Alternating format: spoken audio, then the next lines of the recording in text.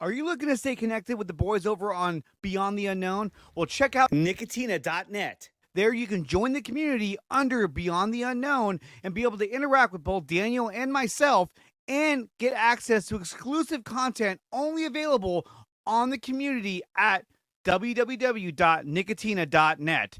Join the community and be a part of the Beyond the Unknown team today. What's up, you guys? Welcome back to Beyond the Unknown. I'm your host, Andre, and today we have a guest that has probably the most incredible, most compelling Bigfoot encounter story that I have ever heard. The standoff that he has with the Sasquatch will literally send chills down your spine. I don't want to give away too much of the story because I want you guys to hear it and experience it for yourselves. But after hearing this episode, you're going to have a whole new opinion on the legendary creature known as Bigfoot. Guys, this is Beyond the Unknown.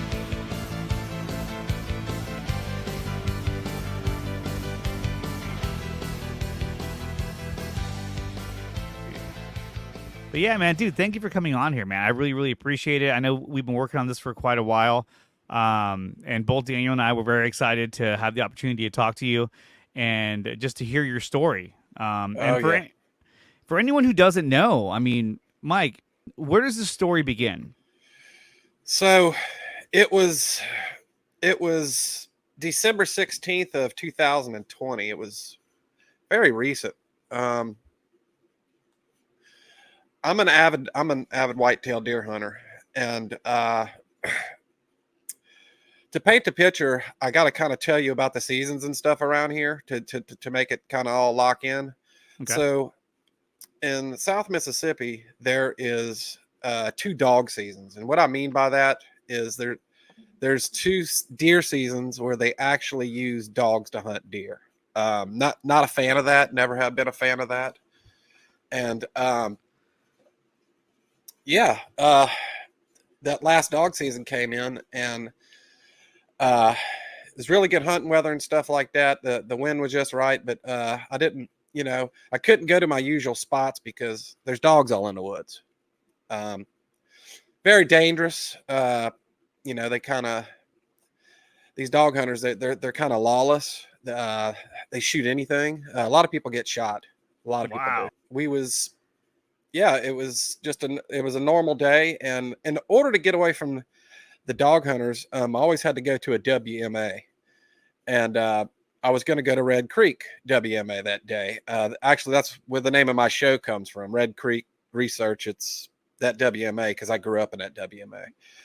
I decided not to go there. I went one county north of Stone County, Mississippi, in Perry County. It's called Leaf River Management Area.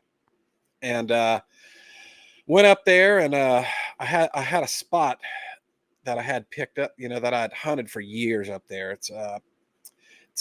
Leaf River is very vast. It's out in the middle of nowhere. Actually, my encounter spot, give or take, you going north, south, east, or west, you're at least 35 miles from any kind of civilization. Like when, wow. Like the nearest store or just the nearest little country home or something's 30 something miles away going any direction. So very remote area, but I knew the spot very well. My father showed me that spot, not that exact spot, but he showed me the area as we was kids. And, it was right across the street, right dead slap in the middle of Leaf River Management Area is the game warden station. And straight across from the game warden station was this, it's not there anymore, but was this huge ryegrass field. When I say huge, I'm talking about 200 yards wide and about 1,000 yards long. No, that's huge.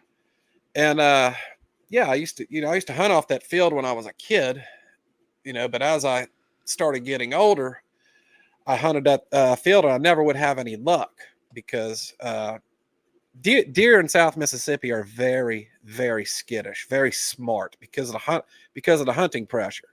Mm-hmm. Usually you don't luck up or kill anything until, that's decent until the rut season, because bucks and stuff, they get a little silly during the rut because, they're trying to breed does. And, a lot of people have luck that way. So I quit hunting on that field, and there was power lines to the west adjacent of that, probably about 50 yards through the woods. There was these power lines that ran north and south. And I started figuring these deer out. I know they're coming on this field to eat, but they're not coming out until it's pitch black dark, because these deer know that there's nobody in the woods when it's dark. Mm-hmm. So what I used to do is I would go down these power lines, and it was a long ways down there, guys. It's probably, I was set up on the power lines where I had a peek of the back of that field over my right shoulder, just, looking back like that. Mm-hmm. And the reason I chose that spot is because I had a lot of luck, because right before it would get dark, I would catch these deer slipping across these power lines to set up to go on this field right before it gets dark. And it was the perfect spot. I killed a lot of deer that year, not that year, but throughout the years. It was just, I had my perfect pine tree. Man, I ate that thing up, man. Yeah, man, it was just a normal day. I was getting away from the dog hunters, nothing out the normal. Actually, it was a Saturday, and as I was driving in there, I noticed there was no trucks or anything. There was nobody in there hunting or anything. And I was like, oh man, this is awesome, Perfect. Yeah. Yeah, perfect. So yeah, I got up my tree, and it was just a beautiful day. It was probably high 30s, it wasn't too cold, but the sun was out, there's no clouds, no nothing like that, just a pretty day. What time of the year was this? This was December the 16th. Mm-hmm. That is our winter here. So there was snow out. No snow. Not yet. If we get snow in Mississippi, that's like North Mississippi, they'll get a little bit of snow, but South Mississippi, it's like if we get like just snow that doesn't even stick on the ground, people are outside celebrating. Yeah, that's kind of like here in California. When we get a little bit of snow up north, we're like, woo! Yep. Get the sleds. Get the day off of work. Yeah. Yeah. So, it's just a normal day. And I always get up my tree pretty early, that time of the year, it's getting pitch black dark, I would say around 5:30 p.m. So that I was probably up my tree about 1 o'clock that day, and I used to always like to get up early. That way, I can get up there, get calmed down, let the woods calm down from me walking in and all that, let my smell go away. And because, deer, they live off their nose. Deer can see, but they don't have 20/20 vision like we have. They rely off their nose. So, I got up and got comfortable around 1 o'clock and stretched out a little bit. And I never get on my cell phone or anything when I'm hunting either. I'm like a statue up there. Cell phone stays up in the bag. So, it was just a normal day, man. And I started noticing something weird. It was just a little too quiet. Like every time I've hunted that spot, it was just, the place was just exploding full of life, birds everywhere, squirrels everywhere, rabbits, coyotes, everything. You would see everything, pigs. And it was just weird. It was just like no action. And, it had me scratching my head. I wasn't thinking anything out of the norm. I was just maybe there's something off with the pressure. I don't know. And, so, I came to terms with it, and I waited and just nothing, man. And it was just so beautiful. The wind was perfect, hit me in the face, perfect. And probably around a little bit after 4, I want to say 4:10, 4:15, I start getting some action behind me. Something is coming in, not too far away, about 70 yards, 80 yards. Something is walking in. And just to let your audience know, about Bigfoot, before I get into this, I'm not even sure I believed in Bigfoot. It definitely was not on my radar. Mm-hmm. I do remember seeing like the PG film back in the day, the Patterson Gimlin, when I was little, and my parents always said that was fake. And it wasn't completely off my radar, but I just thought if that existed, that was a problem out in the Northwest. Right. Nothing in Mississippi. Of course not. So yeah, this thing's coming in, but it's not coming in fast. It's like it's taking its time. And the tree stand that I'm in, I can't just stand. In order to turn around and look, I would have to stand up and turn around and look. And if that's game coming in, you can't make any movement, or you're going to get busted. So this thing's just taking its time, but it's heavy, man. Whatever it is, it's breaking sticks when it's walking. And the first thing I thought, I said, this is a big pig coming in, and it just took its little time, and it starts circling off to the right, and I cannot see it. And another thing I got to tell your crowd is Mississippi is very, very, very thick. The woods is it's really nasty. Even in the wintertime, they do a lot of prescribed burns to help kind of knock it down a little bit, but it's just nothing but gallberry bushes and briars up over your head. Mm-hmm. So this thing's coming in, it circles off to the right, and I'm looking for this thing, and I can't even see bushes moving or anything, but I can hear it. It's coming in, and all of a sudden it stops right on right to my right, and not like 30 yards away, and I start hearing like this heavy breathing, like almost like labored breathing. And I'm thinking to myself, what is this? Is this something? I mean, it was like this thing was breathing hard. Mm-hmm. So I start thinking, is this something that got shot? And the lungs are filling up with blood. Is this thing going to die on the side of me? What is this? And it's just breathing and breathing. And I'm thinking to myself, if it got shot, I would, I'm 30 foot up in a tree. I would have heard that, from way off, a couple miles off. Right. Yeah. And all of a sudden it stops. Nothing. Just a whole nothing, guys. And I'm puzzled. I'm thinking, should I get down from the tree and see what that is over there? I said, I waited probably another 5 or 10 minutes, and I said, okay, well, I started facing west again. I am on the east side of the power lines, guys. I'm in the woods, probably about 20 to 30 yards off the power line in a pine tree. I've got the ryegrass field to my right, right past my shoulder. I'm watching the field and I'm watching the power lines. And I came to terms with it, man. And, I said, well, maybe that was a buck, or maybe that was a pig, and it just smelt me or something. It just slipped out and I didn't hear it. It was just that good, So it gets to be the time of the day whenever I'm being blinded by the sun.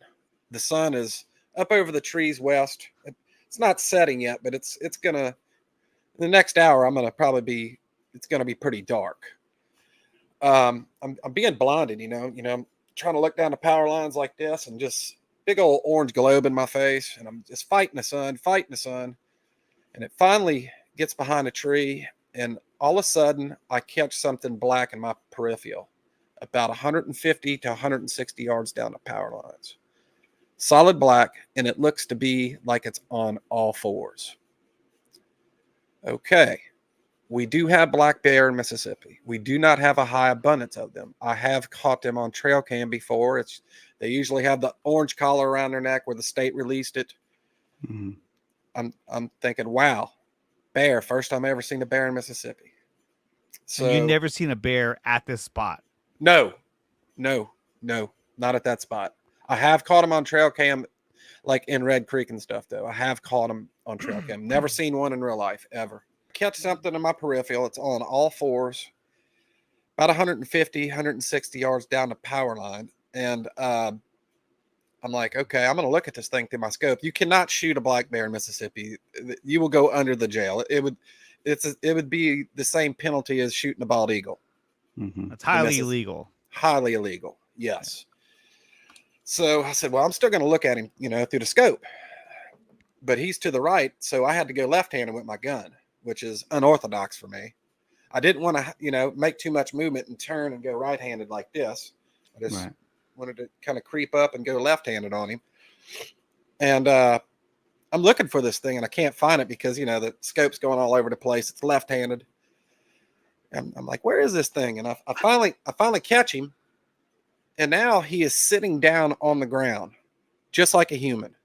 He just looked like a large man sitting down on the power lines, and his left hand was digging in the dirt.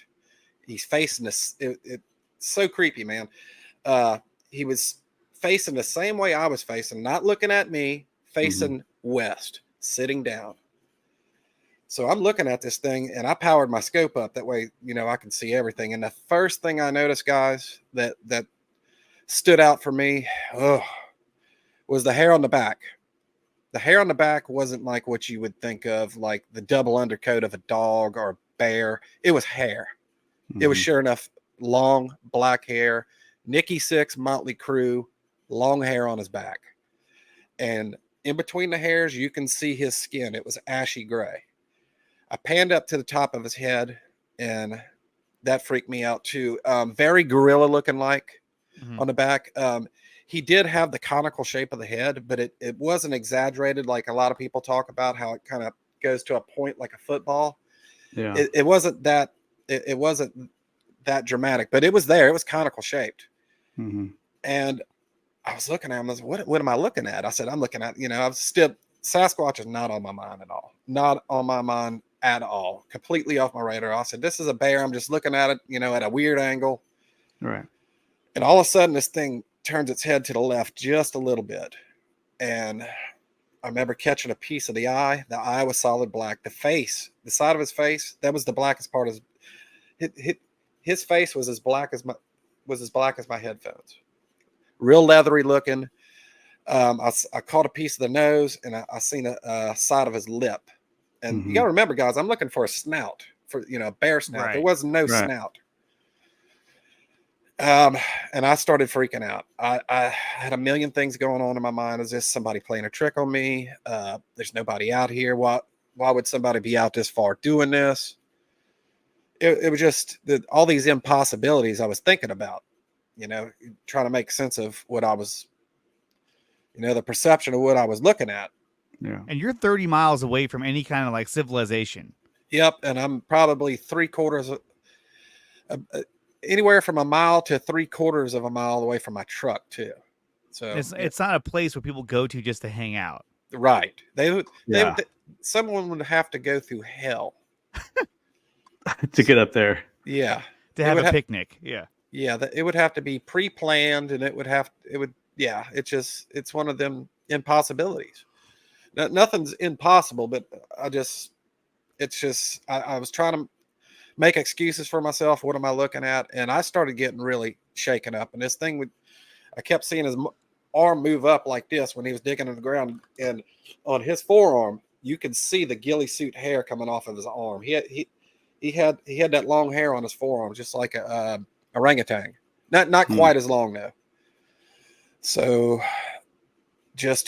I don't know why I did it to this day. Everybody asked me why I did it. I just freaked out and I screamed at him. I just said, "Hey!" When I did that, he put his hands on the ground and he popped up onto 2 feet like it was nothing. Like it was nothing. This thing looked to me to be in between 8 to 1,200 pounds. He looked like a Brahma bull on 2 legs. Huge. Wow. You take a 400-pound regular guy, okay? A guy that's obese, 400 or 500 pound guy sitting on the ground. In order for him to get to 2 legs, he's going to have to roll over, grab onto something, or be helped up.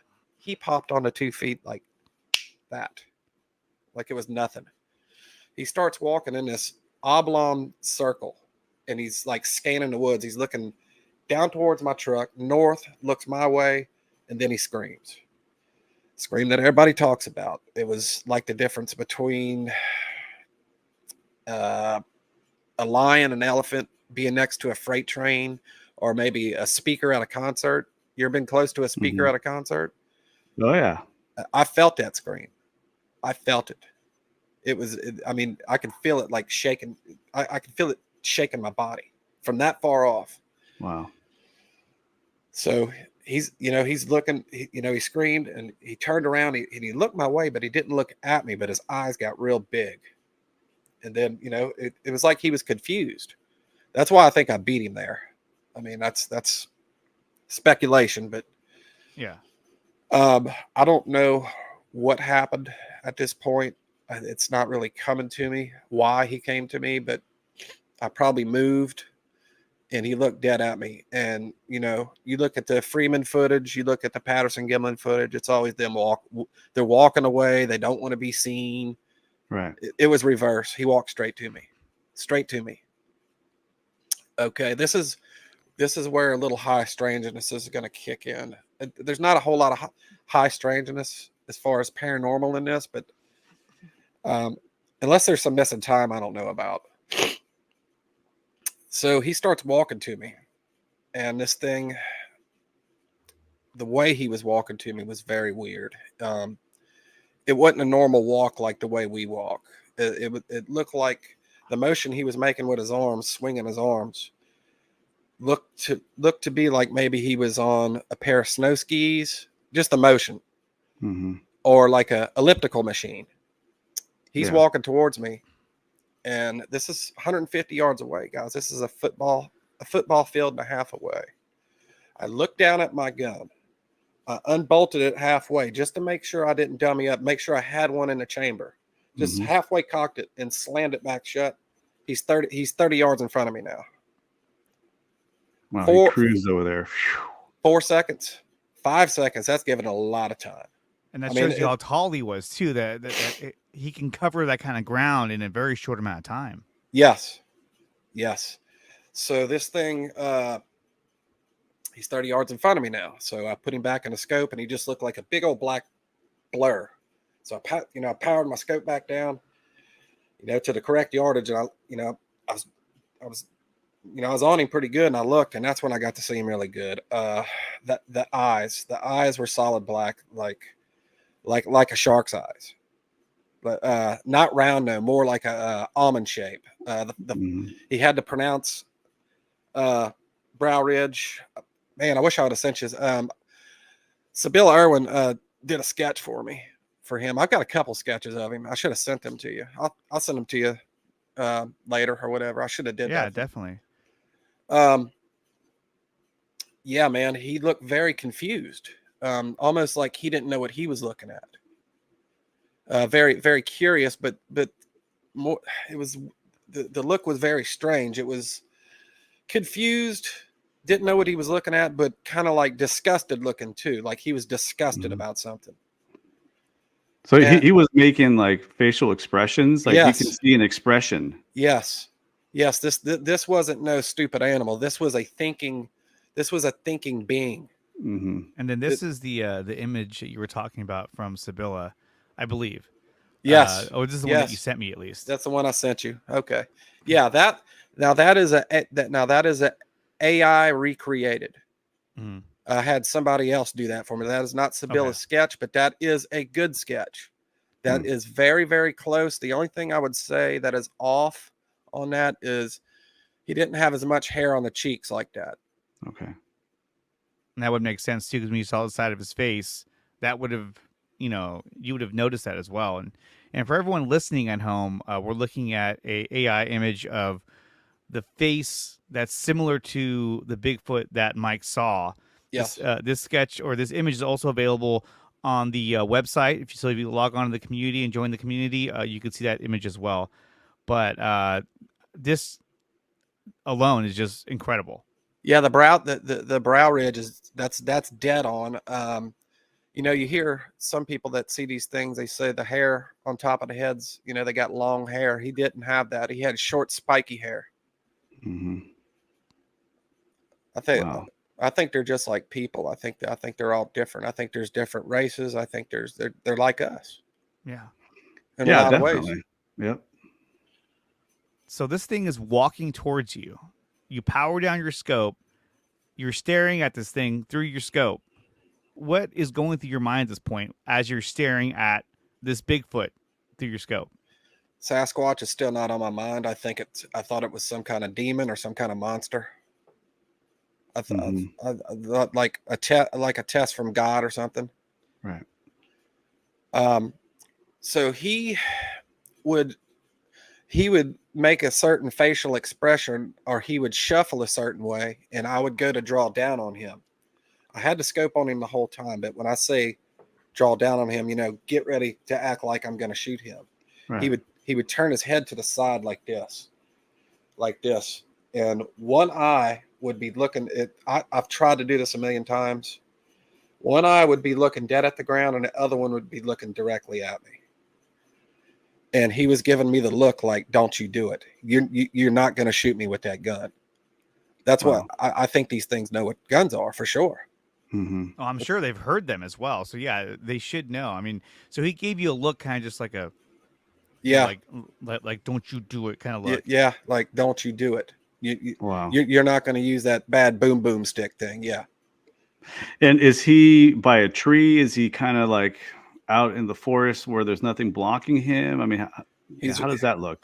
He is, at this time, he has stepped in on my side of the power lines, and he's probably about 10 yards, off the power line, maybe. Mm-hmm. Maybe just 5 yards.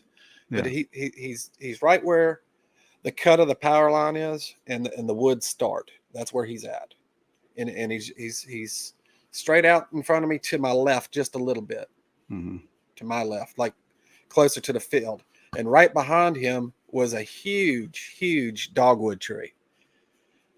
He stepped back a couple times, and there was a branch that come off of this dogwood tree, and he would move his head around it. It was weird. It's like he would just say, "This is the branch." He would do this, and he would do that. Mm-hmm. And I went back to that spot, sometime later to retrieve my stuff, a year after this happened. And that branch is easy 8 foot. Wow. So he was at least 8 foot. He was maybe a little more. Yeah. There was a time when he did like a yawn thing. It was really quick. It was like, and he just did like a big yawn, and I got to see all his teeth. His teeth, it was very quick though. He didn't just keep his mouth wide open for me. He just kind of thing he did. Mm-hmm. He didn't make that noise, but he did like a yawn. Mm-hmm. And that's when I got to see his teeth. His teeth were huge. His mouth was huge, not big lips at all. No, his lips were not that big, just his mouth. You could put a whole cantaloupe in his mouth, maybe even a small little seedless watermelon you could put in his mouth. Wow.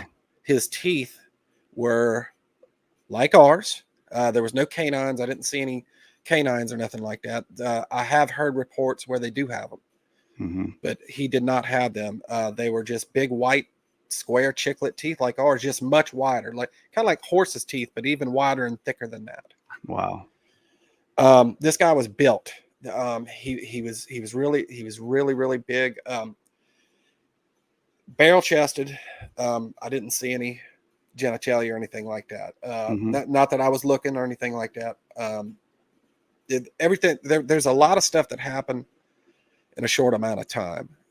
You're staring at his face and you're staring at his movements because you're fearing for your life, or you're kind of seeing, what is this guy doing? Yeah, it's not like an investigation where you're like, let me check out the length of his hair, let me check out the genitalia. Right. At this point, you're just like, who are you? What are you? And what do you want? Yeah, and I was talking to him a little bit too. When he would move a certain way, I just kept going, no. I was doing that. I'm pretty sure I was in shock. I was just in survival mode. It was weird because he would never get any closer than about 30 yards away, but he would never get further away. It was like he was standing his ground, but he wouldn't get any closer. And I don't know if it was because of the gun or what it was. There was a lot that happened in a short amount of time. Like I said, I would point my gun at him a couple times, and he would turn his head. He did that. That probably happened 3 or 4 times, maybe 5 times. Mm-hmm. And I got to thinking, I'm this sun's going to go down, and he's not going anywhere. Why isn't this thing just passing through, and just why won't it leave me alone? All this is going on in my head. And I'm thinking, this sun, when the sun goes down, I'm going to be in a pitch black with whatever this is, which at this time, I'm pretty sure I knew what it was. Mm-hmm. I don't remember. I don't distinctively remember thinking, okay, this is a Sasquatch. This is what everybody's talking about. I don't remember thinking that, but I'm pretty sure I knew what it was at this moment of time. Right. And Either way, you don't want to be in the pitch black darkness with this thing still staring at you. right. His hands, I can remember his hands, like the palms of his hands went right past his palms hit his knees, but his fingers were long. Did you guys ever used to watch Finding Bigfoot? Yeah. Do you remember when they went to Nepal and they got to look at the Yeti hand? Yeah, I've seen the Yeti hand. Yeah. That's accurate. That's very accurate. Their fingers are that long. Just the circumference of his fingers were huge, man. They were like small little bananas. You know, Wow. you see these tree breaks and stuff that people are reporting, like these impossible tree breaks. I know why, because their hands are just that big and that powerful. It's got a huge grip. I can remember seeing his fingernails. His fingernails were jacked up. He didn't have long fingernails, but looked like somebody, like, you ever seen somebody that's in like heavy construction, like their fingertips are nothing but calluses and just nails are all jacked up. And he also, if you look at your fingernail, you know how you look at your fingernail and you have the little white moons in there? Yeah. Mm-hmm. He had them. He had the white moons in his fingernails, and the meat in his fingernails was like dark purple. I remember seeing that. Mm-hmm. I don't remember any people always ask me, did you smell anything? I don't remember a smell. When you're seeing him, Mike, is there any sunlight on him? Like, does it help with your ability to see him clearer? Or is he still shadowed or just so dark? No, he wasn't shadowed. The sun wasn't shining on him at this. I mean, it was still daylight, but the sun was, past the trees a little bit. I mean, it has not set yet, but any minute, 10 minutes, 15 minutes, it's going to set. Oh my God. And I had to make it. I got to get a drink of water for this part.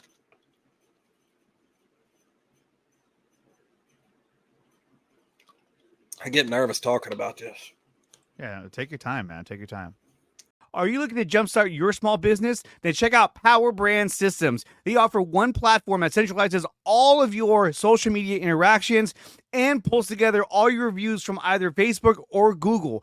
They even have plans in which they will handle all of your social media interactions to help boost your small business into the future. Guys, if you're looking to propel your small business, please check out Power Brand Systems. Use the referral code in the description below when making your first purchase of Power Brand Systems. And on top of that, use promo code 300POWER to save up to $300 on your first purchase of Power Brand Systems. Propel your small business today. It got to be to where I had to make a choice. And, I thought I was going to have to kill this thing to get out. Yeah. And I said, I got to do it. I got to do something now because I got to get out of here. I'm going home tonight. I don't know what, I'm thinking, I don't know what this is, but I'm pretty sure I knew what it was at the time. It just, the shock value, I just don't remember all that. So I put the gun back on him one more time. I drew down on him and he did not turn his head this time. He just looked at me like a confused child almost, like, and I put the X right between his eyes and I moved up a little bit. I put it like right on top of his forehead. And, I went to take the shot and I exhaled and I went to squeeze off on him and I got about halfway. How my gun to this day did not go off, I don't know. I got about halfway through the squeeze and I couldn't do it. He looked too human in the face for me to put. I felt that if I did this, that I was killing somebody. This is some kind of people that we're not being told about. What's going to happen? I mean, as close as I was in the gun that I had, I could have probably blew the top of his head off. No doubt about it. I couldn't do it. Couldn't. And, I was thinking if I kill this thing and I go get a game warden or some kind of authority figure, is this murder? Right. Am I going to go to jail for the rest of my life? Is this, yeah, is it a homicide? Mm-hmm. I mean, just looking at this image, I mean, I know personally, I would have second guesses on, is this a human being? Is this a person? What am I looking at? And then, yeah, the idea is if I take this shot and it ends up being a man, is this going to be a homicide? Exactly. Yeah, you don't want to ruin your life because of something like that. That's exactly right. I mean, imagine if you squeeze that trigger and then you find out, oh, that's, so and so who lives out in the woods by himself. Then you're like, oh my God, what have I done? So yeah, I mean, I can easily understand, why you'd have the hesitation to not pull the trigger. And there's so many factors involved too, because you're talking about, this being walking over to you, this being making facial expressions. It has hands, fingers. It's something that you have to second guess at the highest level. Yeah. Because you're in full control at that point to do what you want to do, and to restrain yourself at that point is commendable, because absolutely, you really value life, I can tell. And at that point, if I'm up in that tree, well, you never know what's going to happen. Yeah, because you're really you don't know what that is. And the thing with firearms is you have to be responsible at all times with those, and oh yeah, especially when you're up there and you're looking at this. But boy, I'm telling you, if I saw this in front of me like that, that would be really tough. So I don't know how you did it was. Wow. And another thing, he I can't really say he was posing that much of a threat to me. I mean, he was just basically looking at me, Yeah. It'd have been one thing if this thing was like, they say they throw stuff. I didn't get none of that. But if he was throwing stuff, or if he was banging on the tree trying to shake me out, or trying to get up there, or whatever to get me out, that's of course I would have shot him. That's a whole different story. I mean, Right. yeah, if he's trying to climb the tree, then yeah, you're going to be like, well, I have no choice now. Bam. But he's just standing there staring at you. Just staring at me. And I just took the gun off of him and I set it and I tried it, on the side of the tree stand. And I stood up in the stand and I just put my hands out and I yelled at him. I said, "What do you want?" Mm-hmm. When I did that, everything changed. Everything changed. He screamed again. And I hope that you or anybody in your audience never has to see how they scream, at least how he did it. And I got to see it from 90 feet away, 30 yards away. And it sounded like the same way on the power lines, but it was different. It was like a draw up. And, his hair on his shoulder stood up. And when he turned it loose, his eyes, his nose, his mouth, it looked like something out of a comic book, like a DC comic book. Mm-hmm. His eyes, his nose, and his mouth, everything shrinked in, protruded out about 11 or 12 inches, and it just looked like a bunch of flapping meat. And then when he was done screaming, it went back to normal. His face went back to normal. Whoa. The power from that scream, I could feel, when I was in Iraq, when a bomb would go off, okay? Say it's a mile away and you're good, but you can still feel the heat off of it. I could feel the heat off of his scream. Wow. It was very chaotic, very, very, very evil looking. I mean, it just looked like I'm going to try to explain this again. It's like his eyes, his nose, and his mouth. It's like his face crinkled up, went to one piece, protruded out, and just looked like a bunch of flapping roast beef. Oh wow! It was that pronounced and that ugly looking. He goes back down to all fours and jets across the power line. He's going to the west side of the power line. The way that he ran on all fours didn't look orthodox to me. It was super fast, but it did not look orthodox. It looked like, have you ever seen like a big dog run, like a Great Dane run? You know how it's kind of sloppy and lerpy looking? Mm-hmm. That's what it looked like, but it was fast, man. He gets on the other side of the power lines. I can't see him. I start seeing gulberry bushes by the roots flying up over the trees onto the power line. Mm-mm. He stands up. Now I can see him. I can see the shoulders up. He starts talking.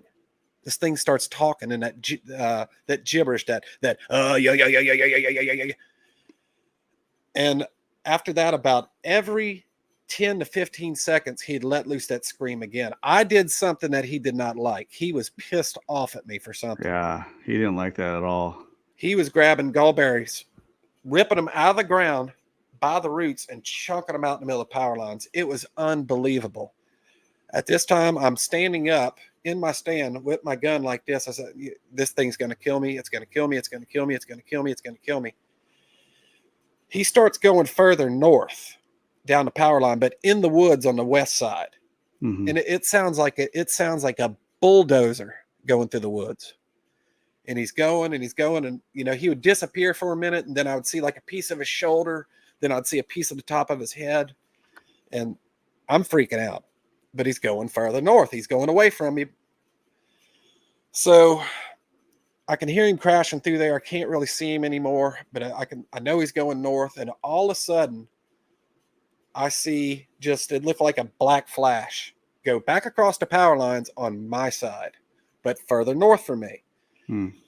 And he's crashing. And I keep saying to myself, you need to get out. You need to go to your truck. And, I keep psyching myself out. I'm like, no, I got to stay up. No, I got to get down. No, I got to stay up. No, I got to get down. Well, the only advantage you really have at this point is that you're up in a tree.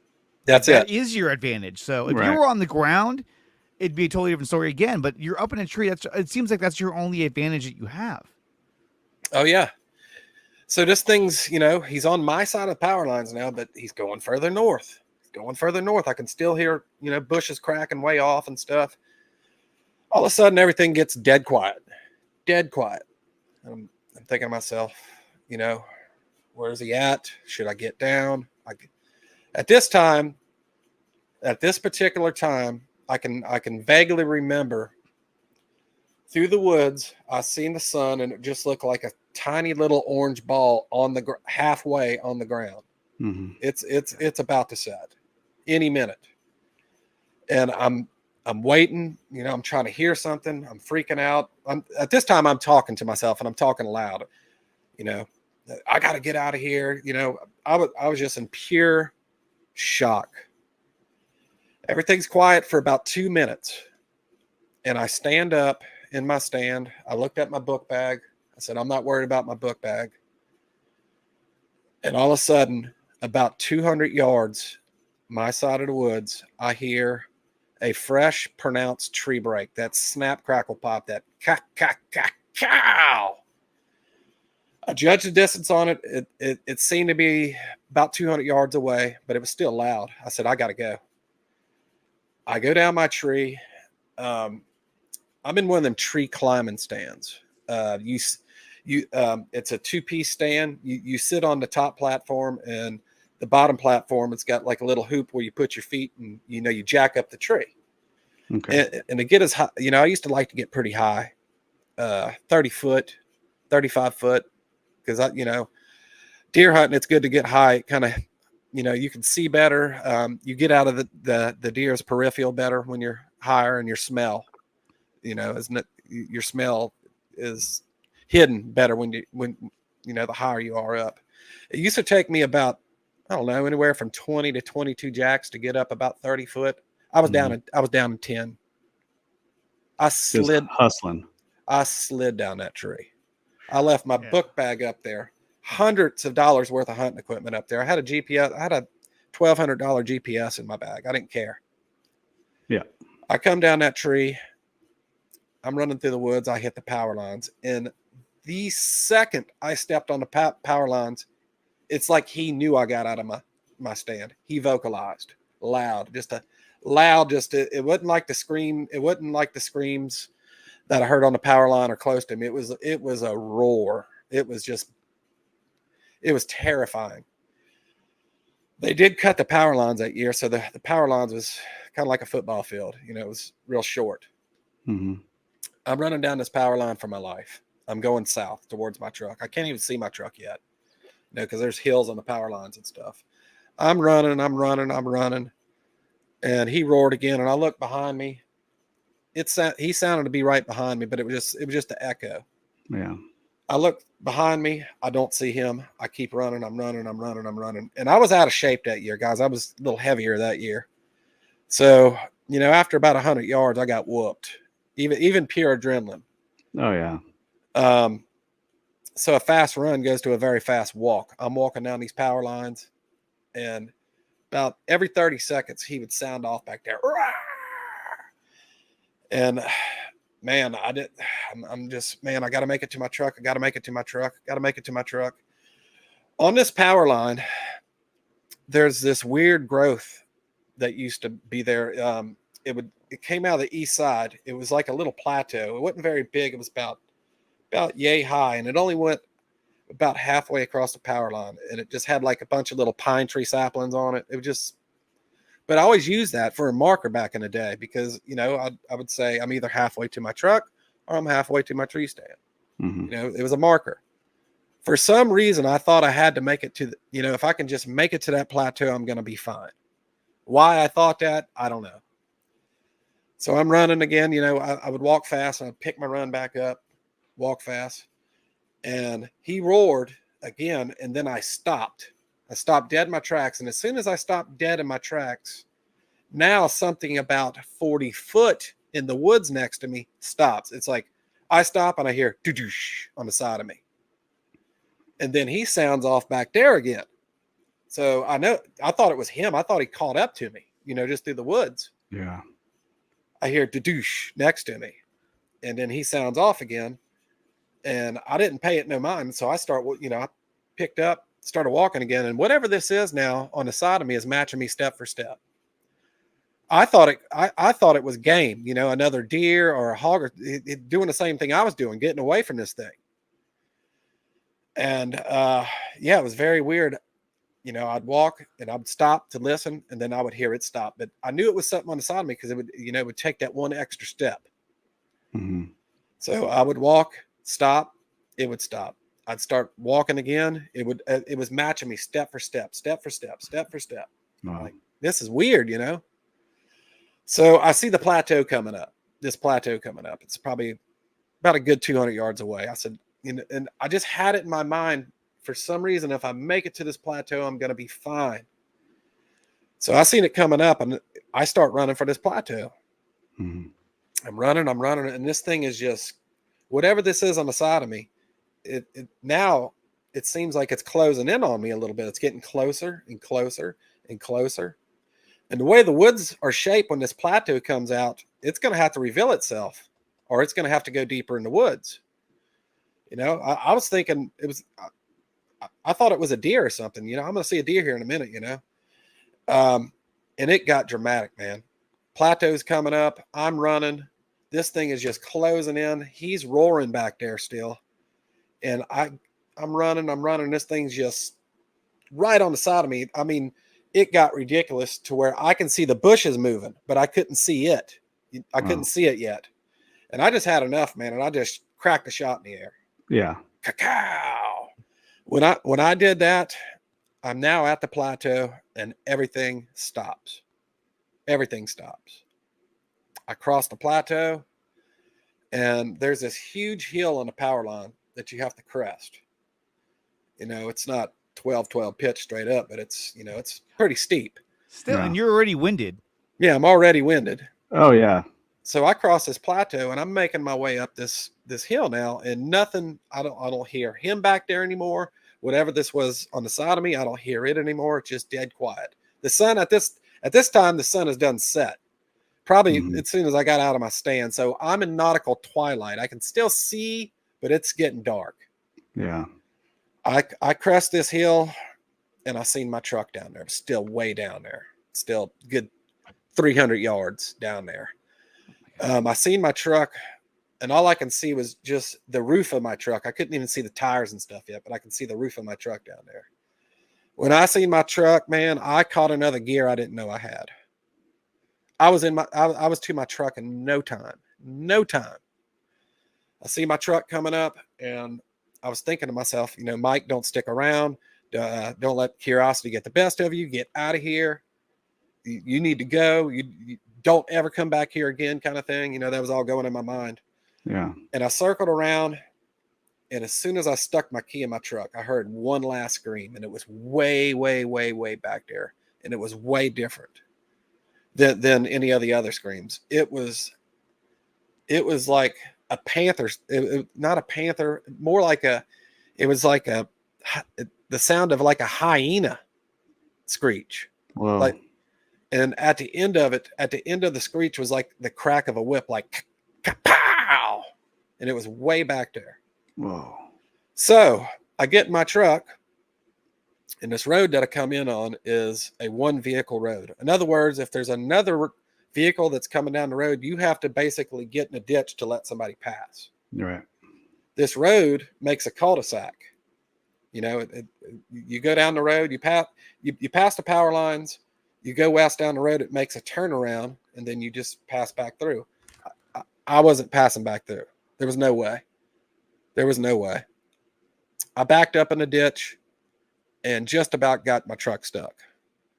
I mean, I was stuck. I backed up, I went up on the hill, and I got in a bad rut. And you know, I was juking my wheel left and right, and you know, kept going back and forth, and finally I slid out, man, and I got out.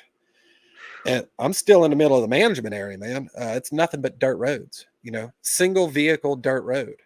And I'm probably doing 55, 60 mile an hour trying to get out of there. Yeah. Dirt road. I'm talking about hitting every bump and every turn, the ass end of my truck's just slinging around, you know. There was a couple times I had to stop because I was like about to go into the pine trees. You know, I finally catch blacktop. I'm on Highway 26, and I just had my little old GMC hunting truck. You know, I had it down to the floor as fast as probably 85, 90 is all it would go. You know. Yeah, I got the pedal to the metal. And I caught Highway 15 back to the coast where I live. What used to take me about an hour and 15 minutes to get to, took me 45 minutes to get home. I live in a city, guys. I live in Biloxi, Mississippi. It's a casino town. I live in a neighborhood, you know, neighbors out the ass. It was probably about give or take, probably around 7:00 when I got home, somewhere around in there. And I pulled in my yard. I didn't even pull in the driveway. I just pulled in my yard. People are probably looking at me funny and stuff. And I'm psyching myself to get out the truck. Oh, shit. So, and I'm in a neighborhood, street lights everywhere, you know, people outside talking. I'm psyching myself to get out the truck. And I finally got out the truck. And I went inside, and I can remember just taking my gun and putting it on my bed, peeling my hunting clothes off, and I went. This is wintertime now, guys. It's in the 30s outside. Right. I went to the shower, put it on full blast cold, got in there and just laid in the fetal position for about an hour. You know, just trying to make sense of what happened to me. Just trying to process. And that adrenaline dump, yeah, that happened. And I can just remember putting some shorts on and passing out on the couch. And I slept. And I woke up the next day. It was probably, I slept a long time, man. Probably about 10 a.m. I got up, and I thought everything was, I remembered everything, but I thought it was possible that I just had a bad dream. And I walked to my bedroom. I seen my gun on the bed. I was like, that happened. Yeah. That happened. Wow. For the longest time after that, I couldn't, I turned into I was already pretty much a recluse before that happened because my mother had just died and I was going through a bad divorce. So, the woods was my sanctuary. That was my friend. Right. I hunted every day. It got bad after that, guys. I ended up losing my job. I wouldn't go to work. The PTSD from it did me in. I mean, it was PTSD on top of PTSD. I already had it from the Army. Yeah, these things are real. Wow. That's the craziest encounter. I know that before I go any further, I want to say thank you for the time you served in the military. Thank you. Absolutely. That's a huge honor. Our father was in the Navy. So we definitely appreciate that at the highest level. So again, thank you for your service. Thank you. The whole encounter is the running, the visual of it. It is probably the most intense thing I've ever heard in regards to seeing a Bigfoot. And when I first heard your story, I instantly sent it to Andre, and I was like, "You need to listen to this. Listen to this story. Listen to this encounter." And we both were just shocked. I mean, it is just something that it's like you can't believe it. It's like, wow. And to hear it, coming from you it's remarkable. It's frightening. I'm sure that you were scared for your life. Yeah. There's a few things I would like to touch on. The first thing I want to tell you guys is they've always been around me. I just didn't know it. The tree knocks. Let's go with tree knocks. I've heard them my whole life. I would usually hear tree knocks either right before the sun came up or as it was going down, or sometimes right in the middle of the day. And I would be in a remote area, and I was really bad back in them days at just pawning things off as nothing. When I would hear the tree knocks, I would think, well, maybe that's another hunter in the woods trying to get up the tree like I am, or maybe I'm closer to somebody's property than I think I am. There was one time I was hunting in Louisiana. This was many, many years before my encounter. I was hunting in Louisiana. I was just in one of the little box stands, just little step ladder, probably about 5 foot off the ground. And then it's just a boxed in stand, it's got a little window kind of thing. And I was next to a swamp, and I kept hearing and I was in a very remote area too, where this place, this particular leash, you had to get there by boat. It wasn't accessible. Oh, wow. It wasn't ground accessible. And I got dropped off in this place. So it was just me in this place. And, I knew my buddy, he was hunting in another spot, probably about 5 miles down the river. And so I was in no man's land, and I heard there was two instances where it sounded like kids playing, like little children laughing and playing. And I knew where I was at. There was no kind of civilization around. So, I actually got out of my box stand and I walked over to where I heard it, and there was just nothing there. And there were same spot. Another time I had just killed a deer, and I went to go retrieve the deer and put him on my deer cart. And when I got to the deer, probably about 100 yards through the swamp, it sounded to me like a newborn baby crying. I've heard that before. Just couldn't make any sense of it. And there's things out there that you just can't. I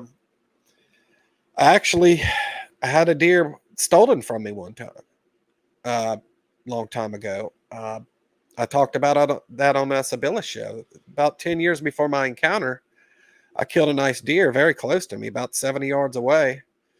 And I called my brother up. It was a deer that we was after, We basically watched this deer get big, you know. We'd been watching this deer for a couple of years on camera, and you know, I killed him. You know, I watched him kick himself limp. You know, eyes wide open. I was looking at him for 30 minutes through the scope. I called my little brother and I said, "Look, man, I don't have a cart. You're gonna have to come in here and help me drag this thing out." So I get down my tree, and you know, when I get down my tree, I have to face the tree. So I was not facing the deer, but I was coming down the tree, and I got to the deer, and it was gone, like gone. There was just a huge big pile of blood from his heart where he laid there and died. We got a team out there of probably about 5 or 6 people, and we combed the area.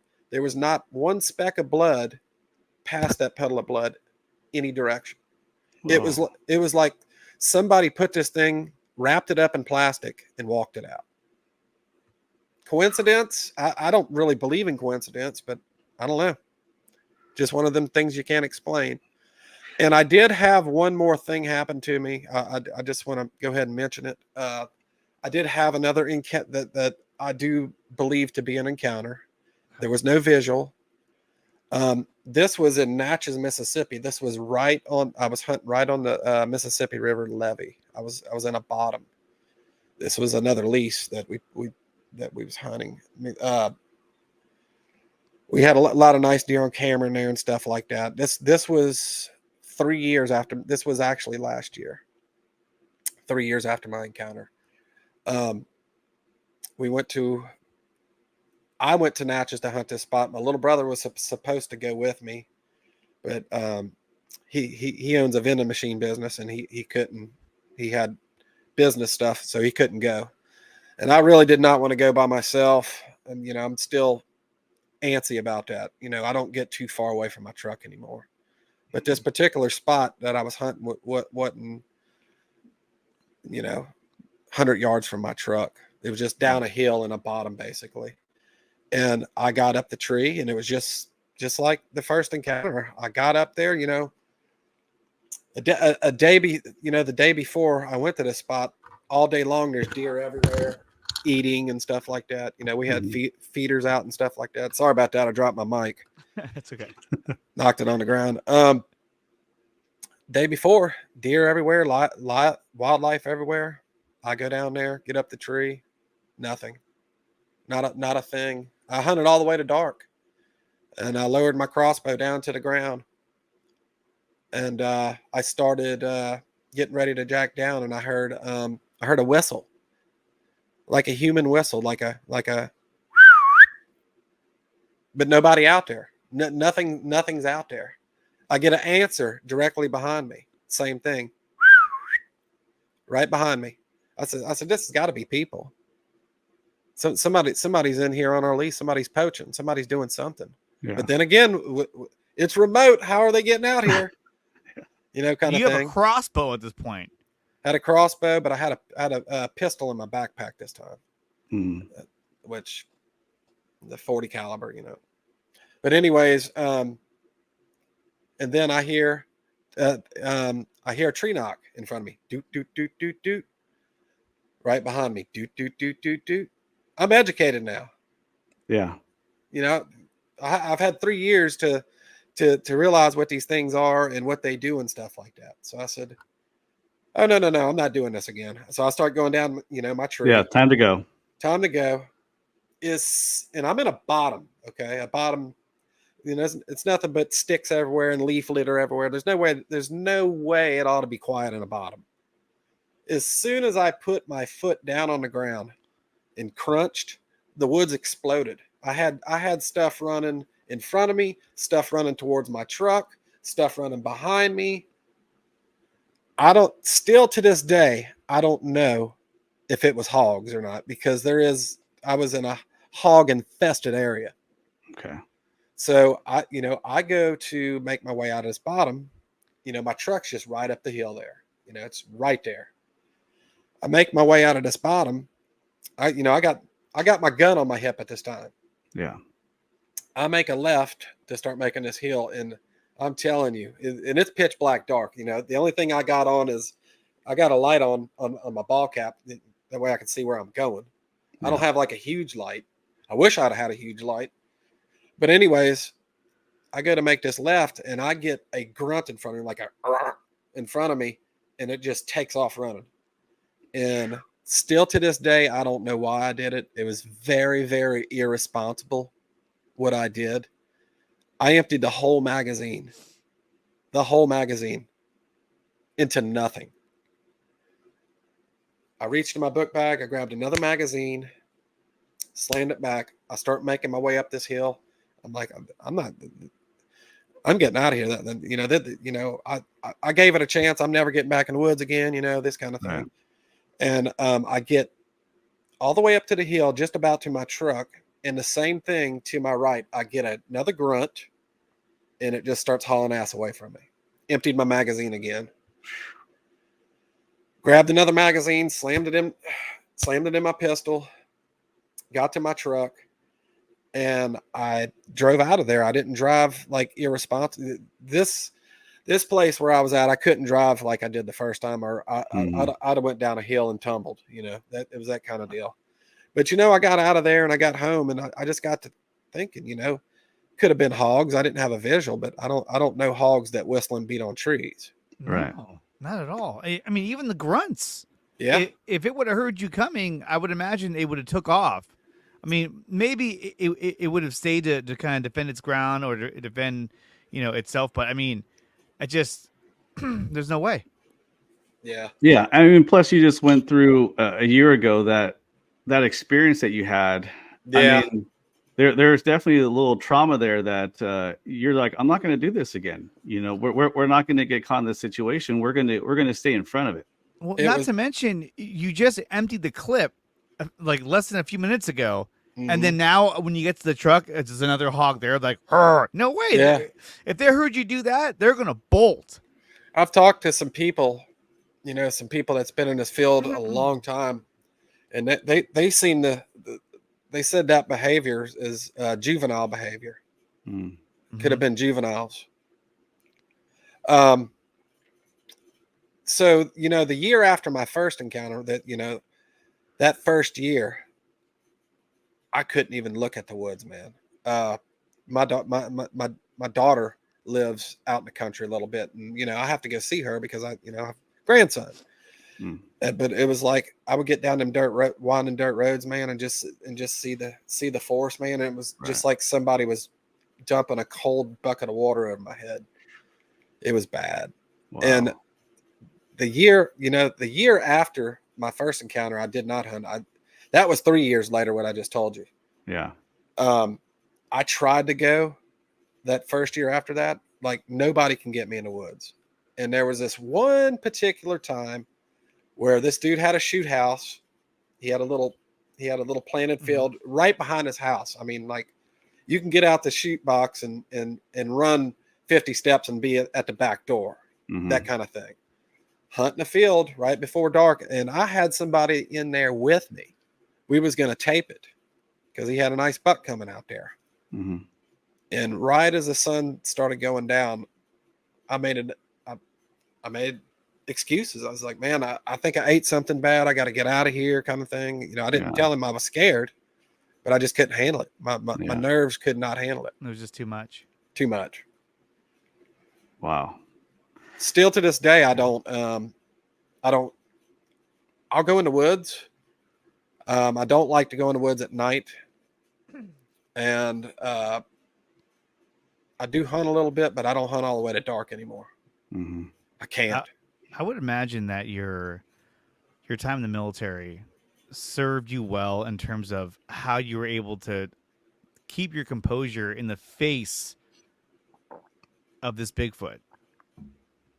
I mean, you were able to think about, do I need to shoot him? What is he doing? You were able to assess the situation. I think a lot of people would have just hit the panic button and would just start firing, but you didn't do that. And like Daniel said, I think that it speaks on the humanity of your own character. I mean, you saw this thing and you thought, if I shoot this, I'm killing a person. May it be a Bigfoot, may it be a man, and that's incredible.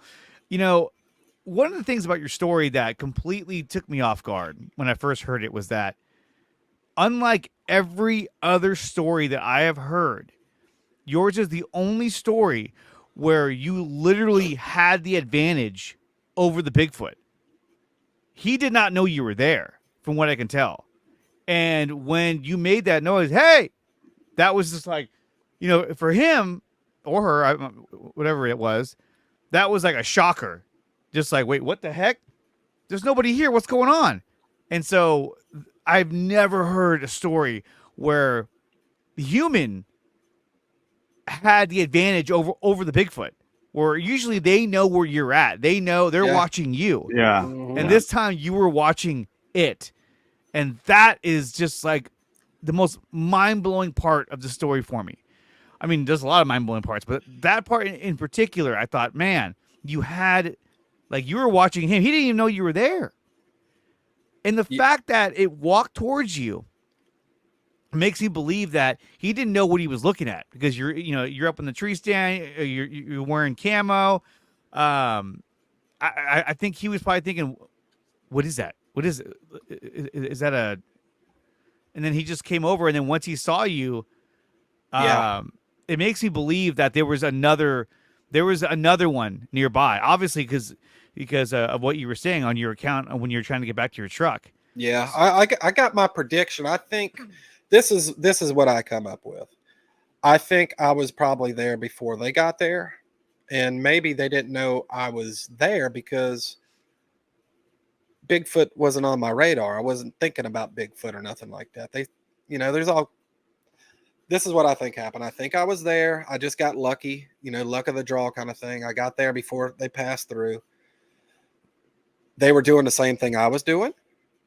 They were hunting, and I made myself known. He didn't like it, but he probably knew he knew I had a gun, so he kept his distance, but he kept on me. I think whenever he yelled at me in my face and got on the other side of power lines, when he started talking, I think he was talking to the other one. Mm-hmm. And I think whenever I was going down the power lines, it possibly could have been the female leading me out. That's another prediction. But I will tell you this, guys. I definitely, without a shadow of a doubt, think I was spared. Because I think these things can work in groups. Yeah. Well, I think the shot that you took, when you shot in the air. Yes. I think that was probably the most important thing you did in that moment, because I felt like, based on your account, it felt as if it was closing in on you. Yeah. And once you fired that gun, I think she said, "Whoa," and she just stopped. Like, okay, he's still active. Like, he's still in defense mode. I'm just going to stay my ground and just stay here and let you go. And not to mention the final scream that you heard, as you were saying, it was more of a high pitch, kind of like a cat or a panther, and that may have been the female. More like a shriek. Yeah, it could have been her letting him know, like, he's gone or we're clear. Yeah, could have been. Yeah, absolutely. And I'm going to take you back to when he was sitting on the ground, and I was still trying to figure out, what am I looking at here? So, I panned at his head, it looked gorilla on the top, but, Sasquatch wasn't coming to me. I was still in the frame of mind. I'm looking at a bear here. I'm just at a weird angle. All right. What made the cheese slide off the cracker with me was he kind of bent down just a little bit, and I seen the hair on his back, and on the back of his neck, it kind of shot out like a porcupine a little bit. And I just seen how long it was. Yeah. And that sometime during that moment, it's like everything changed. I said, okay, I'm not looking at a bear here. What am I looking at? Right. And that's when I screamed, because it was just, at that point, it was, probably shouldn't have screamed, but it was just panic. And the difference between the fear of having something like that happen to you versus being at war or something like that, okay? you got a whole platoon with you. You know that it's war and you can die. Sure, it's scary, but it's not the same kind of fear. It's not that primal fear of having a Bigfoot encounter. It's different. It's way different. Are you looking to jumpstart your small business? Then check out Power Brand Systems. They offer one platform that centralizes all of your social media interactions and pulls together all your reviews from either Facebook or Google. They even have plans in which they will handle all of your social media interactions to help boost your small business into the future. Guys, if you're looking to propel your small business, please check out Power Brand Systems. Use the referral code in the description below when making your first purchase of Power Brand Systems. And on top of that, use promo code 300POWER to save up to $300 on your first purchase of Power Brand Systems. Propel your small business today. It's way, way different. And you were by yourself. I mean, if you were there with the platoon, then you can communicate like, hey, I got something right here. Do you guys see it?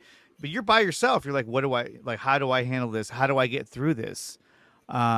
And I think that you yelling out to it, I mean, what are the choices you have? You either do that, you shoot it, or you climb down and try and get out of there as fast as you can. So it's like, what is the safer of all of them? It's the shout is the shout at it. Hey man, and I don't know how many were there. Yeah. I know probably there was 2, but there could have been more. What if I would have took the shot and tried to get out of there and got ripped to pieces? Right. It's just, yeah. When you said it was sitting down, there's a couple of things that come to my vision, because when I listen to these encounters, I always try to envision what is happening, which is great because the way you are able to tell us your encounter, it really helps with the vision of it, because I've never seen anything like this, And so when you say it was sitting down, was it like squatting, like it was? No, it was like sitting like with his legs crossed, or nope. His knees on were his knees. He was sitting on his butt just like a human, and his knees were they weren't like up high, but they were, they were out a little bit. And I don't, another thing that's very strange about this during this whole encounter, maybe it'll come back to me one day, because bits and pieces do come back, throughout time. Certain little things, it's the story's the same, but sometimes there's a few things that, you pick up throughout the years. I don't remember seeing his feet. Not that I was looking, right?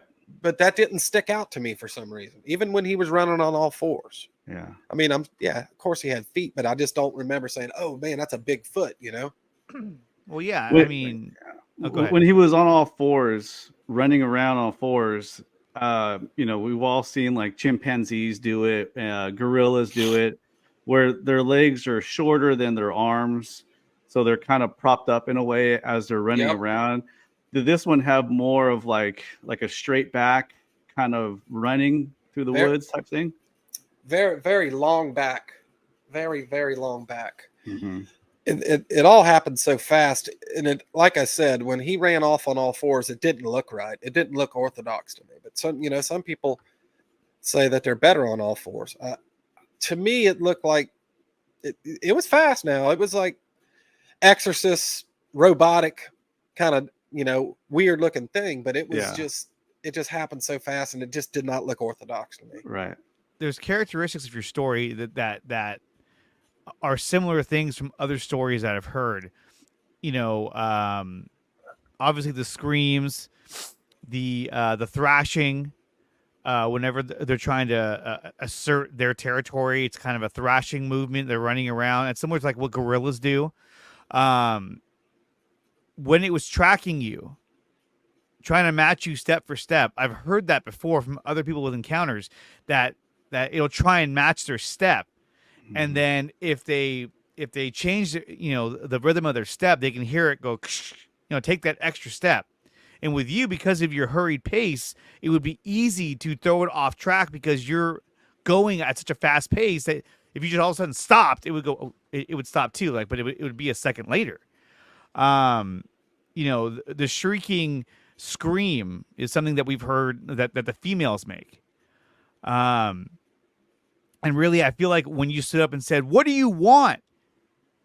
I think, in my opinion, I think the Bigfoot felt like that was you screaming, kind of roaring at it. So then it felt like, okay, well, then if you're going to do that, then I'm going to do the same thing. And this is my territory, Yeah, just I think incredible, dude. I think it didn't like me talking to it like in a loud tone. Mm-hmm. Yeah. Because there was a few times that I was saying stuff to him. I can't remember everything because, like I said, I'm pretty sure I was in shock, but I can remember like when he scooted like behind that tree a little bit. I kept going, no, no, no, no, no. What are you doing? What are you doing? What are you doing? That kind of thing. Yeah, I mean, I was pretty vocal the whole time, but there was 2 times when I got loud with him, and that last time I just said, "What do you want?" Right. And I think he took that as a threat. Yeah. And then you'd mentioned that you heard his talking. You said it sounded like the Sierra sound. So I mean, A little bit, not exactly, but just kind of like that, kind of thing. So I'm gonna play a little bit of that right now, and you let me know if it's similar to it. Here we go. Okay. Can you hear that? Yeah.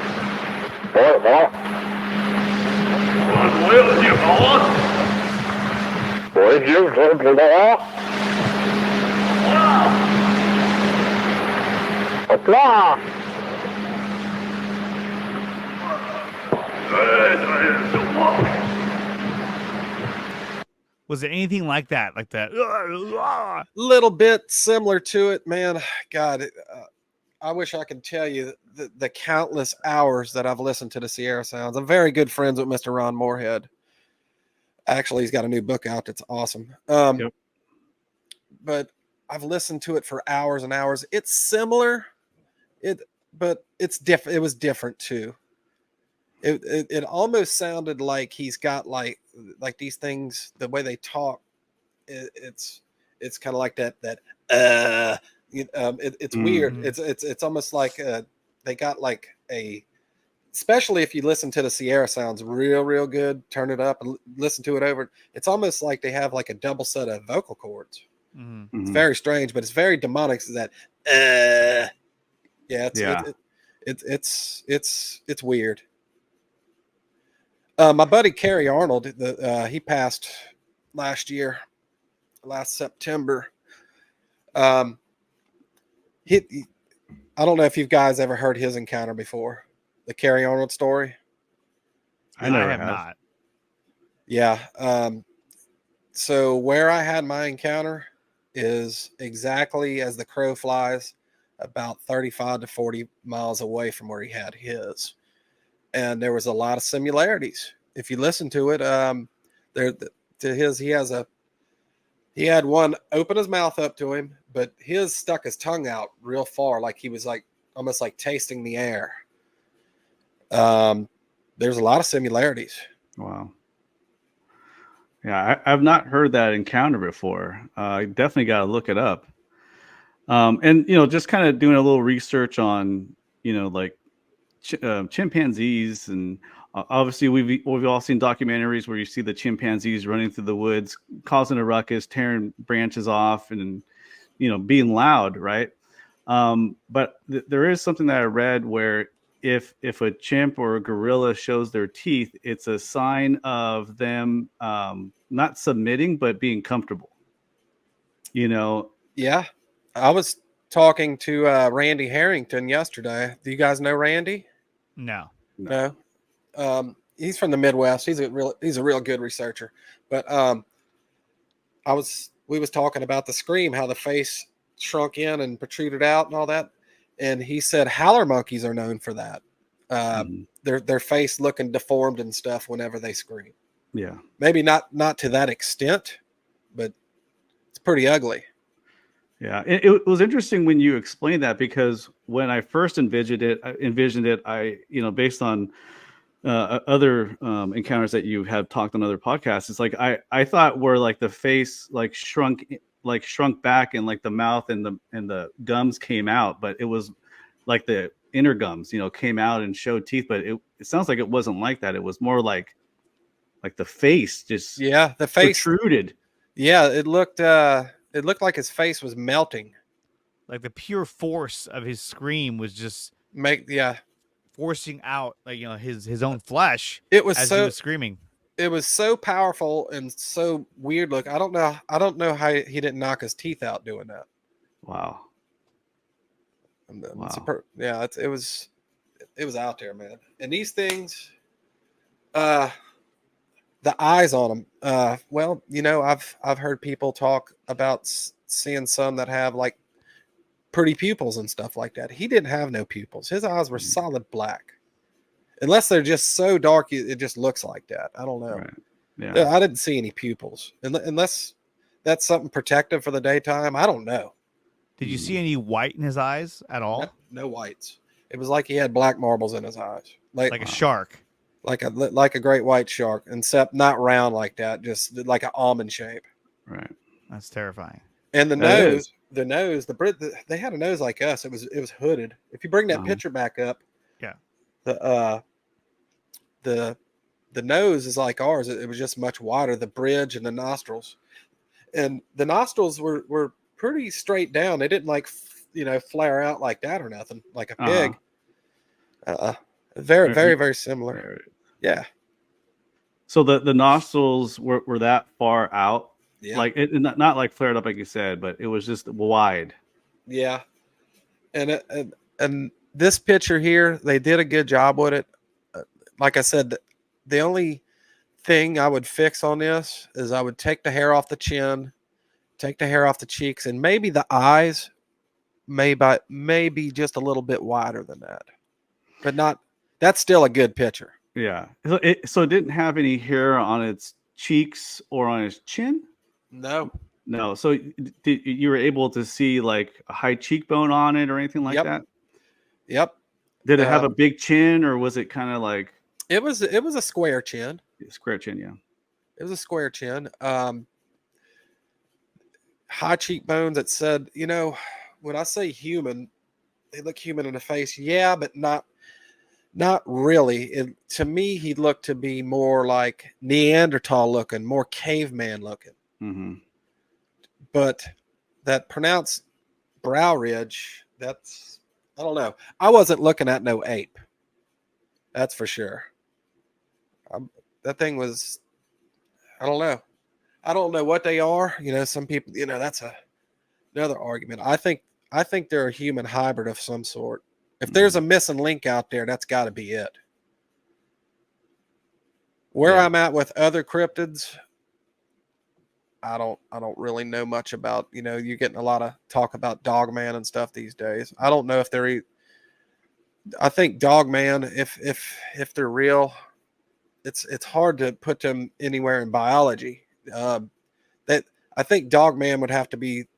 There's that's getting more into the supernatural realm there. Yeah, I agree. I think Dogman is supernatural, and I think it's more on the evil side of the spectrum of things, where people are messing around with some sorcery stuff. Which is definitely outside my comfort zone. Exactly. I am more of a flesh and blood type of believer. Yes. When I hear about these encounters with Bigfoot, it just feels more real to me that way. Yes. And the way you've explained it, it really brings it home. For me itself, and I'm sure for a lot of the folks that are listening. I mean, I gave up. This is real. I'm just getting my toes dipped back into the Bigfoot world. I gave up for about 3 months because it just got it got so bad with the woo and all that. It was like I couldn't go to any Bigfoot channel without just pure craziness. Even as far as people talking about, hey, these Bigfoot are walking through my wall. I taught a Bigfoot in my bathroom how to brush his teeth. And stuff like it just got. Whoa! It's a little too much. Yeah, a little too creative. And what that does is that takes the dignity out of my encounter. Right. Yeah, absolutely. I think that I agree with you that this is a flesh and blood creature. Hmm. I think I think this creature thousands of years ago, hundreds of thousands of years ago, migrated probably from China or Siberia across the land bridge into North America, and I think it's been here ever since. And I think that they live all throughout the United States. I mean, we're talking Yes. about sightings everywhere from Florida to Oklahoma to New Jersey to California to Oregon, Colorado. I mean, these things are everywhere. And at the Yeah. same time, they're nowhere because they have perfected the art of being deceptive and how to camouflage themselves from people Yeah. seeing them. Oh, absolutely. That the hair. Now, I can't bring this into my encounter because maybe it was there, but I just wasn't looking for it. But a lot of people say that the hair on these things is what makes these things. The translucent hair, they're able to kind of like a chameleon lizard. They can blend into their environment very good. Mm-hmm. Yeah.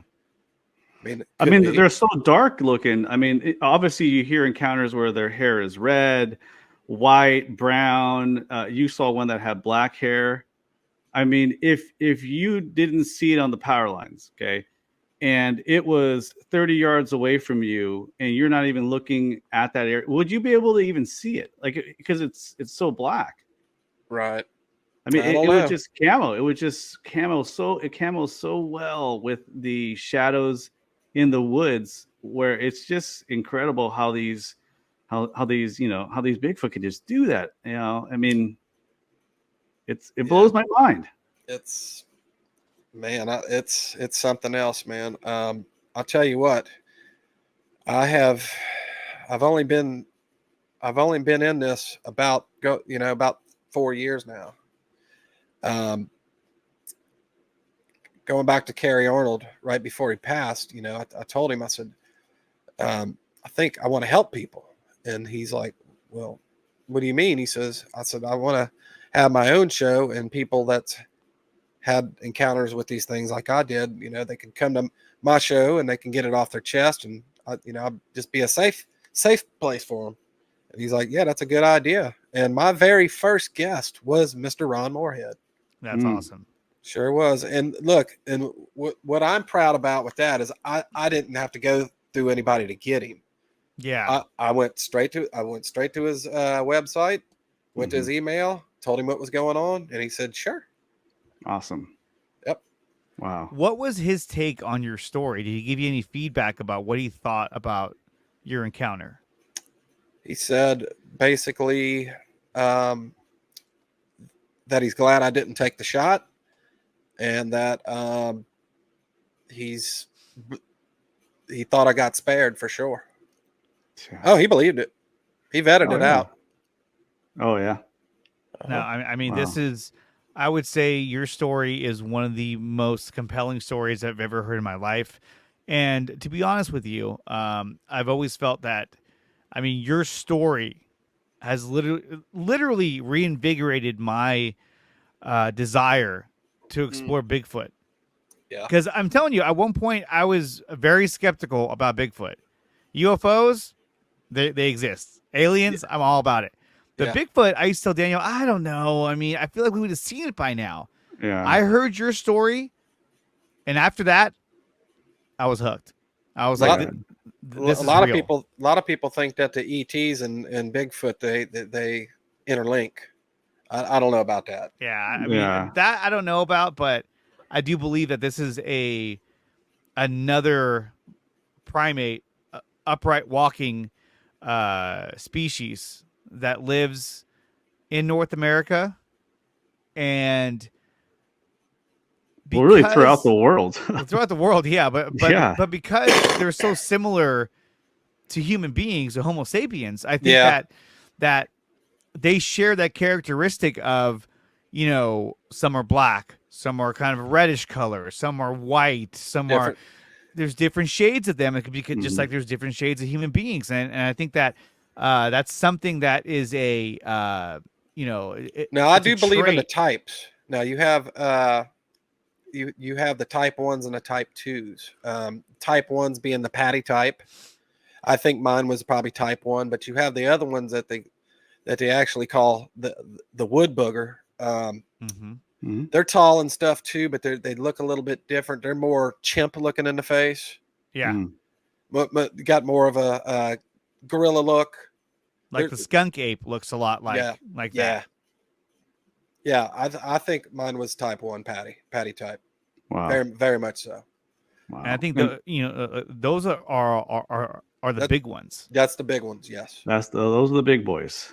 Well, and another thing, Bigfoot is bigger in different areas where it needs more calories and stuff like that, which would be Pacific Northwest, Canada, Alaska, because of the climate in the wintertime. They got to eat more food, and they have to stay warm, so they have to put on more weight and be more. They get hulkish. You hear reports of 12-footers out there.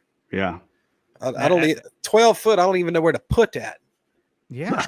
I mean, we talked to Yowie Dan from Australia, and over there he was talking about how they're skinnier and they're lanky, kind of have long arms, but they're still big in the chest and all that. But they're just wide, but they're leaner, which would make sense because you're in a warmer, more humid climate year round, and so I mean it does get cold there. And don't get me wrong, but I think. Yeah. I think environment has a lot to do with how they develop. Yeah. The environment, talking to Yowie Dan, because I asked him a lot of questions about the environment down there, because I've never been to Australia and probably never will. But he said that there's actually birds that whoop out there. Because I was asking him about, the sounds that the Yowie makes, and he's like, "Well, there's birds that whoop." The barred owl whoops. Okay, yeah, I didn't know that. Yeah. Yep. No, it don't sound like the Sierra sounds though. It's right. More, it's not the whoop, like the Bigfoot. It's more like whoo whoo whoo whoo whoo. Okay. Yes. Yeah. Some people call that a whoop. Mike, I want to thank you so much for coming on here and sharing your experience with us. Like I said before, I know it sounds funny, but like in my opinion, you were like the Bob Lazar of Bigfoot. Oh man, your story is the most compelling and just detailed story, and similar to Bob Lazar, your story hasn't changed from your accounts of the story and the way you told it today. It's the same story. There's no doubt in my mind that you saw a Bigfoot. Yeah. And as we close things up, I just want to ask you if you could go back to that day. What is one thing you would do differently than what you did? If I can go, what would I have done? I don't think there's much I could have done different. If I can go back in time and know what happened to me and go back to that day, I probably wouldn't have went. Straight up. Yeah. It's gonna stay home that day. Yeah. Good day to. I don't think I'm gonna be hunting Leaf River anymore. You know what, Mike? One thing I like to say though is that your encounter, and when I heard that, it really helped kind of spearhead what we're doing right now. Yeah. So by you telling us earlier that you want to create a forum for people to come talk to you about their encounters and kind of help them get it off their chest. What your encounter has done is really inspired kind of where we're at. So tip my hat to you, and I appreciate that and your honesty about kind of what happened to you, man. I appreciate it. I've been on a lot of shows, guys. I'm sure. Actually, this is the first time I've told it in probably. Well, the last thing I did was with Sibylla, and that was probably 4 or 5 months ago. So it's been a minute. I do have my own show. I did get it started back. Tell everybody where they can find you and your content. Yeah, man, it's Red Creek Research, all one word. Well, that Red Creek Research. That is, just type that in, you'll find me. I don't have a whole lot of content. I used to have plenty of it. Like I said, I almost got out of this. I was talked into staying, but I deleted all my content, which I will put back up because I still have it in my StreamYard library. Yeah. But I got, the Bigfoot world. I've met some of the best people I've ever met in my life in this world. But you have to watch it too. You got your crazies out there. You really do. And like you were saying, Daniel, I'm more on the flesh and blood side now. I don't get into, all the crazy paranormal stuff.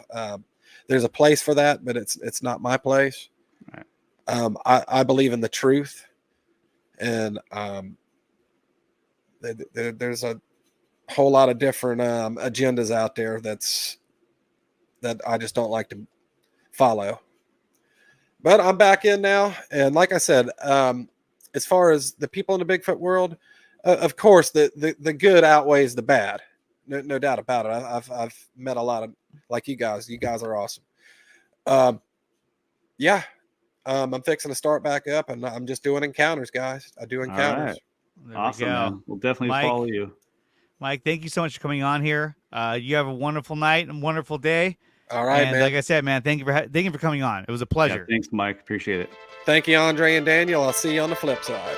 All right. If you have a story that you would like to share with us on our podcast, please reach out to us at beyondxunknown@gmail.com. Paranormal, unexplained, UFO, or Bigfoot, reach out to us and share your story. Ready to generate more leads from your website, Google, and your social channels without having to spend money on ads?